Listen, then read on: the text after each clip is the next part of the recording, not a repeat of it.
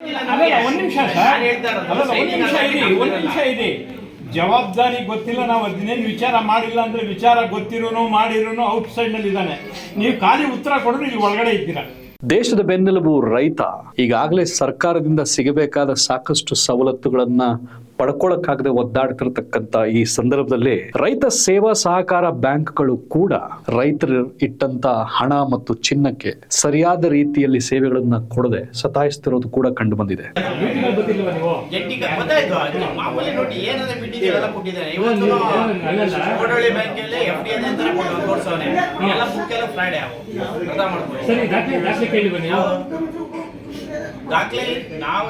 ನೀವು ಉಪಾಧ್ಯಕ್ಷರಾಗಿದ್ರಲ್ಲ ಸ್ವಾಮಿ, ನೀವು ನಮಗೆ ಸೈನಿಕ 20ರಲ್ಲಿ ಈಗ ಬ್ಯಾಂಕ್ಗಳಲ್ಲಿ ಖಾತೆ ಇದೆಯಾ? ಜಂಟಿ ಖಾತೆ ಆಗಿರ್ತದೆ, ಸೆಕ್ರೆಟರಿ ಇರ್ತದೆ, ಅಧ್ಯಕ್ಷರಿಗೆ ಉಪಾಧ್ಯಕ್ಷರಾಗಲ್ವಾ?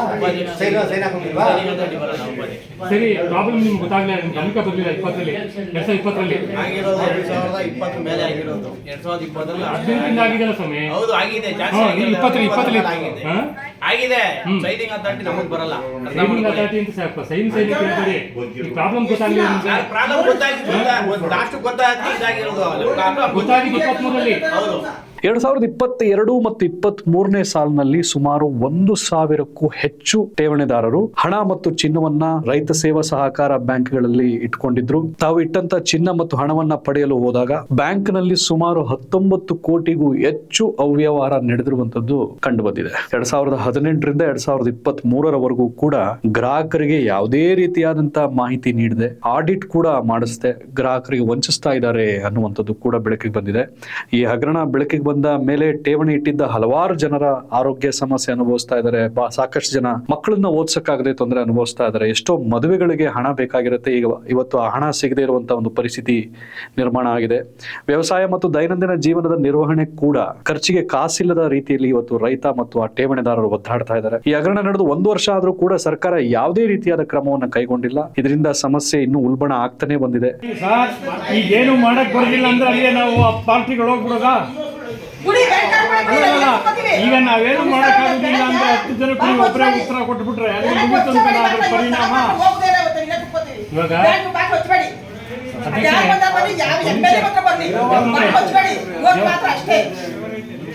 ದೇವಮದ ಒಂದು ನಿಮಿಷ ಅಧ್ಯಕ್ಷರೇ, ತಾವು ಕುಂತ್ಬಿಡೋಣ, ಇಲ್ಲೇ ಮಲಿಕೊಳ್ಳೋಣ.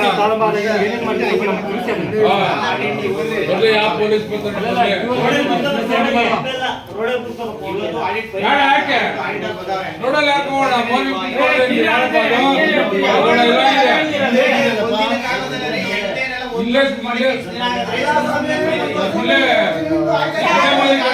ರೋಡ್ಗೆ ಹಾಕೋಣ.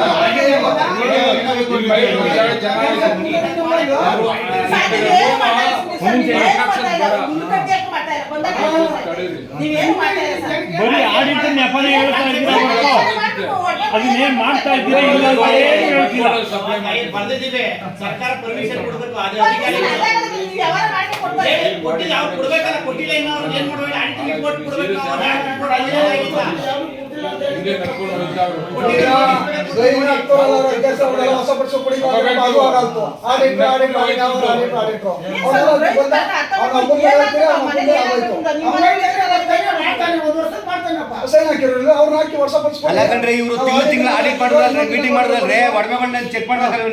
ಈ ಮಧ್ಯೆ ಸಹಕಾರ ಸಚಿವರಾದಂತ ರಾಜಣ್ಣನವರು ಹಗರಣ ಮಾಡಿರುವಂತ ಮ್ಯಾನೇಜರ್ KG ರವಿಕುಮಾರ್ ವಿರುದ್ಧ ಇನ್ನೂ ಯಾವುದೇ ಕ್ರಮ ಕೈಗೊಂಡಿಲ್ಲ ಎನ್ನುವಂಥದ್ದು ಠೇವಣಿದಾರರು ಮತ್ತು ರೈತರ ಅಳಲು ಕೂಡ ಆಗಿದೆ.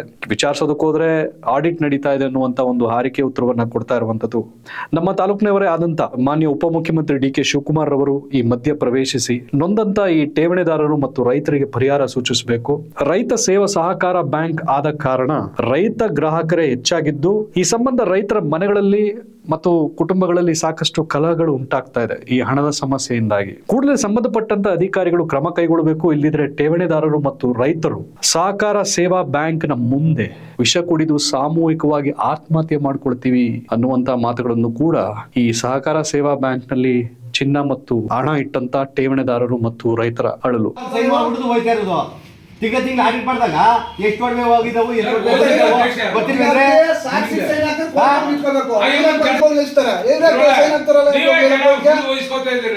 ಆ ಅಮೌಂಟ್ ಕರ್ಸಿದ್ರೆ ವೈಸ್ ಪ್ರೆಸಿಡೆಂಟ್ ಪ್ರೆಸಿಡೆಂಟ್ ಅಂತ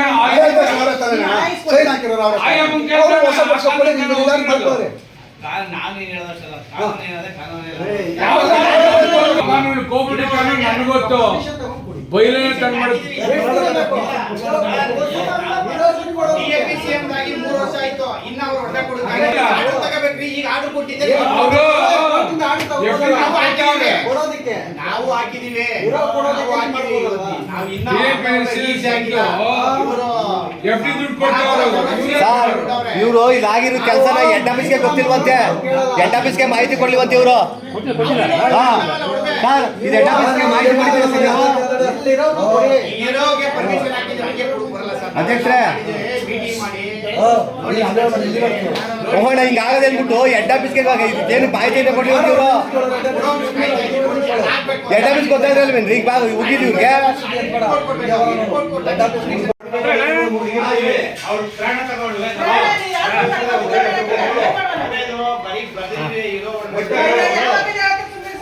ಕಾಪಿ ಕೊಡಿ ಸರ್, ಬರ್ದಿರೋ ಕಾಪಿ ಕೊಡಿ, ನಮಗೆ ಬರ್ದಿರೋ ಕಾಪಿ ಕೊಡಿ.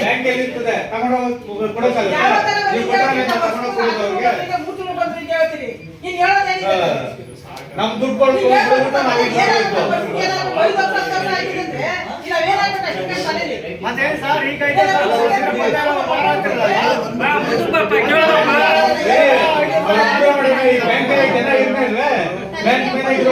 ಒಬ್ಬ ಮಾಡೋದಕ್ಕೆ ಅವನ ಹಬ್ಬನೇ ಸೇರೆ ಮಾಡಿ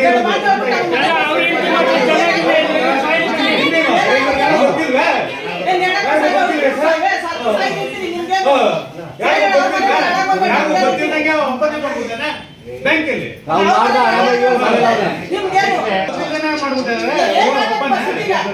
ಇವರೆಲ್ಲ ಕೇಳ್ತಾರೆ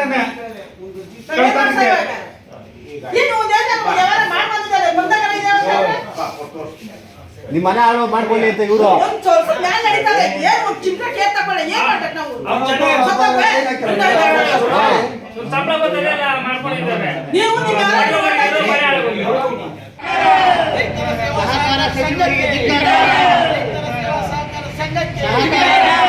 ಸಹಕಾರ ಸಚಿವರಿಗೆ ಮೇನ್ ಅವರೇ ಸಹಕಾರ ಸಂಘದ ಮಿನಿಸ್ಟರ್ KN ರಾಜಣ್ಣ ತುಮಕೂರು. ಸ್ನೇಹಿತರೆ, ಈ ಒಂದು ವಿಚಾರ ಆದಷ್ಟು ಬೇಗ ಈಡೇರಲಿ. ಅಕೌಂಟ್ ನಲ್ಲಿ ಇಟ್ಟಂತ ಹಣ ಮತ್ತು ಚಿನ್ನ ಠೇವಣಿದಾರರು ಮತ್ತು ರೈತರಿಗೆ ಸಿಗಲಿ, ಅಥವಾ ಇದಕ್ಕೆ ಒಂದು ಆಲ್ಟರ್ನೇಟಿವ್ ಸೊಲ್ಯೂಷನ್ ಕೂಡ ಸಿಗಲಿ ಅನ್ನುವಂಥದ್ದು ಕೂಡ ನಮ್ಮ ಆಶಯ ಆಗಿರುತ್ತೆ.